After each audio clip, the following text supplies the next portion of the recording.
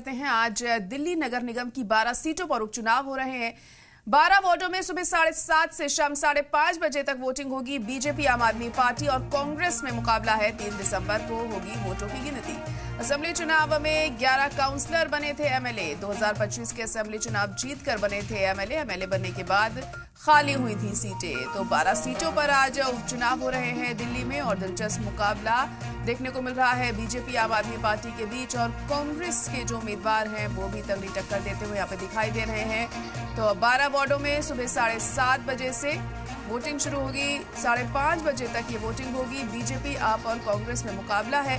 3 दिसंबर को वोटों की गिनती होगी और देखना होगा इन उपचुनावों में आखिर कौन बाजी मारेगा। असेंबली चुनाव में 11 काउंसलर बने थे एमएलए और 2025 के असेंबली चुनाव जीतकर ये एमएलए बने थे। एमएलए बनने के बाद ये सीटें खाली हुई थी और उसी की वजह से आज इन सभी सीटों पर उपचुनाव हो रहे हैं। तो 7:30 बजे से वोटिंग शुरू हो जाएगी। इसको लेकर खास इंतजाम किए गए हैं ताकि किसी तरह की कोई गड़बड़ी, कोई दिक्कत वोटिंग के दौरान पेश ना आए। खास बंदोबस्त हमें देखने को मिल रहे हैं और 7:30 बजे से वोटिंग शुरू होगी।